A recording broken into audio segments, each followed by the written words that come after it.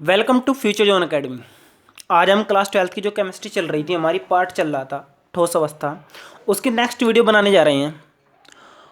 और मैंने आपको बताया था कि यदि आप नोट्स खरीदना चाहते हैं तो आप फ़ोनपे या पेटीएम से 8755084148 पर 10 रुपीज़ पे करके नोट्स व्हाट्सएप, फेसबुक या किसी भी मैसेंजर के थ्रू प्राप्त कर सकते हैं। ओके, आज हम नेक्स्ट हेडिंग की ओर चलते हैं और उम्मीद करते हैं कि ये चैप्टर आज आपका कंप्लीट हो जाए।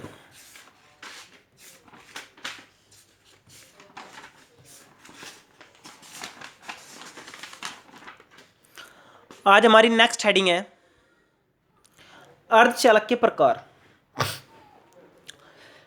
मैं आपको बताऊं कि अर्धचालक है ना, आप फिजिक्स में भी पढ़ेंगे और वहाँ पर भी आप है ना उसके प्रकार पढ़ेंगे, तो दोनों को हम रिपीट कर लेते हैं। एक बार आपको रिपीट करने का मौका मिलेगा।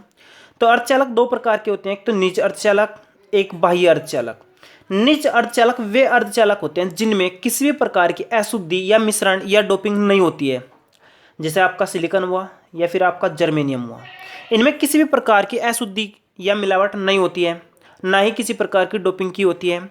जबकि बाह्य अर्धचालक में किसी प्रकार की या किसी अन्य प्रकार की कुछ न कुछ मिलावट होती है ताकि इसकी चालकता बढ़ाई जा सके।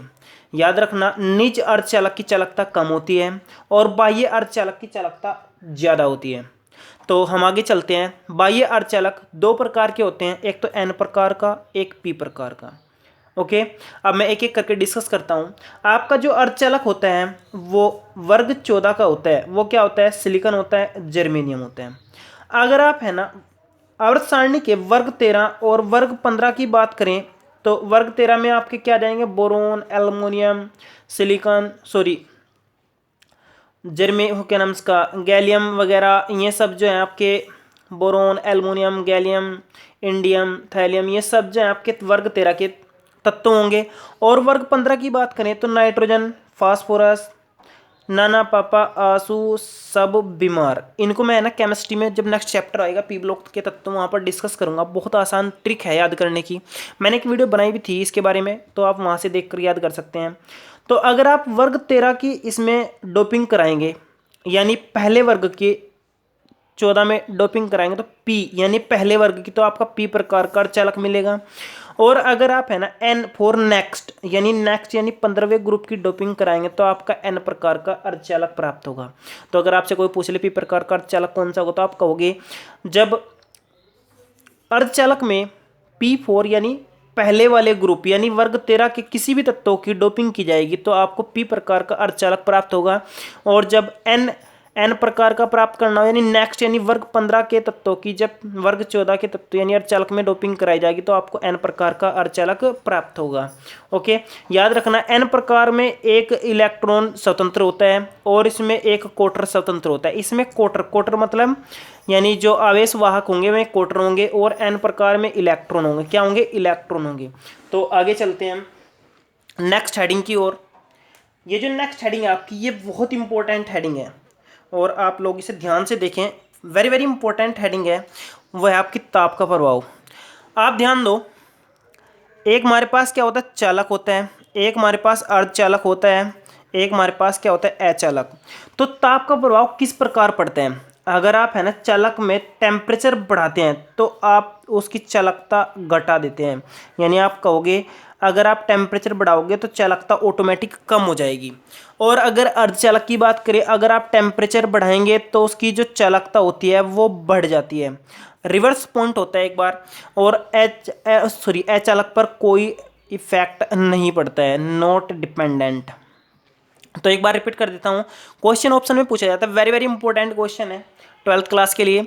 अगर आप चालक पे टेम्परेचर देखते हैं तो टेम्परेचर बढ़ाने पर चालकता घट जाएगी और अर्धचालक की चालकता बढ़ेगी और अचालक या फिर आपके जो विद्युत रोधी तत्व होते हैं उन पर इनका कोई भी प्रभाव नहीं पड़ता है। आगे चलते हैं, चुंबकीय गुण। अगली हेडिंग आपकी चुंबकीय गुण। इसमें से भी बार बार बोर्ड में एक आध क्वेश्चन पूछा जाता है, तो हम एक एक करके चलते हैं। तो चुंबकीय गुण क्या होते हैं?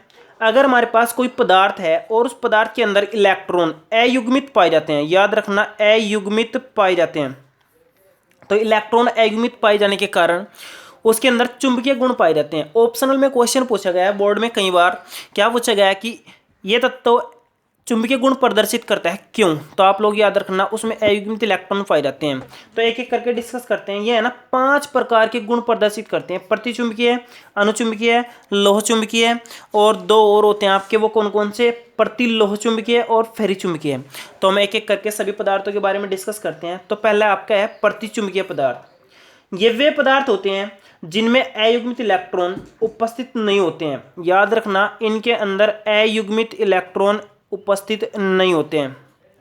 मैंने भी बताया था चुंबकीय गुण वे प्रदर्शित करते हैं जिनके अंदर अयुग्मित इलेक्ट्रॉन होते हैं, लेकिन यहाँ पर रिवर्स केस है।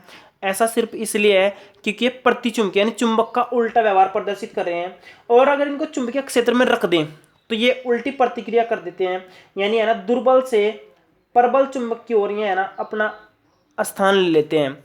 तो एक बार और रिपीट कर देता हूँ, वे पदार्थ जिनमें अयुग्मित इलेक्ट्रॉन उपस्थित नहीं होते हैं, अयुग्मित इलेक्ट्रॉन उपस्थित नहीं होते हैं और चुंबकीय क्षेत्र में विपरीत दिशा में दुर्बलता से चुंबकित होते हैं, उल्टे चिपकेंगे, तो वे आपके क्या होंगे? प्रतिचुंबकीय पदार्थ होंगे। और जो उनका गुण होगा वो होगा आपका प्रतिचुंबकीय पदार्थ का गुण, यानी प्रतिचुंबकीय गुण। एग्जाम्पल ले लेते हैं, NaCl इसका एक अच्छा एग्जाम्पल है, TiO इसका अच्छा एग्जाम्पल है, बेंजीन यानी C6H6 इसका अच्छा एग्जाम्पल है, V2O5 भी इसका अच्छा एग्जाम्पल है, Cu+ भी एग्जाम्पल है। ये बहुत सारे एग्जाम्पल हो गए आपके, इन्हें आप है ना बहुत अच्छी तरीके से कवर करेंगे नोट्स में, आप बहुत अच्छी तरीके इनको देख सकते हैं। आगे चलते हैं अणुचुंबकीय गुण पर। अणुचुंबकीय क्या होते हैं? इनमें अयुग्मित इलेक्ट्रॉन उपस्थित होते हैं। क्या होता है? इनमें अयुग्मित इलेक्ट्रॉन उपस्थित होते हैं, अयुग्मित इलेक्ट्रॉन होते हैं। और दूसरी बात, अगर आप इनको है ना चुंबक के पास में रखते हैं तो चुंबक की ओर आकर्षित होते हैं। क्या होते हैं? चुंबक की ओर आकर्षित होते हैं। और इनकी खास बात क्या है? ये है ना अनुचुंबकीय पदार्थ कहलाते हैं। और O2 आपका example, Cu2+ example, Fe2+ example, और भाई Fe3+ आदि इसके क्या है? अच्छे अच्छे एग्जाम्पल हैं। आगे चलते हैं लोह चुंबकीय। ज़्यादातर पेपर में ये और ये पूछे जाते हैं, वेरी वेरी इंपॉर्टेंट हैं। तो लोह चुंबकीय कौन सा होगा? जो आप लोहे की तरफ व्यवहार करता हो। ये अस्थायी चुंबकत्व प्रदर्शित करते हैं। और दूसरी इनकी खास बात क्या है? अगर आप इनको है ना चुंबकीय क्षेत्र में रखते हैं तो प्रबलता से आकर्षित होते हैं, यानी चुंबक की ओर एकदम से आते हैं और चिपक जाते हैं। इनके एग्जाम्पल आपके क्या हो जाएंगे? Fe हो जाएगा, CO हो जाएगा, Ni हो जाएगा, और CrO2 हो जाएगा। आपको बताऊं, निकिल और कोबाल्ट की चुंबक बनती है। Fe की चुंबक थोड़ी कमजोर होती है, कुछ दिनों बाद चुंबकीय गुण खो देती है, जबकि कोबाल्ट और निकिल की जो चुंबक होती है वो ज़्यादा दिनों तक चलती है। अब नेक्स्ट हेडिंग की ओर चलते हैं। तो नेक्स्ट हेडिंग है हमारी प्रतिलोह चुंबकीय गुण। अभी आपने पढ़ा लोह चुंबकीय गुण, तो प्रतिलोह चुंबकीय गुण आपका क्या होगा?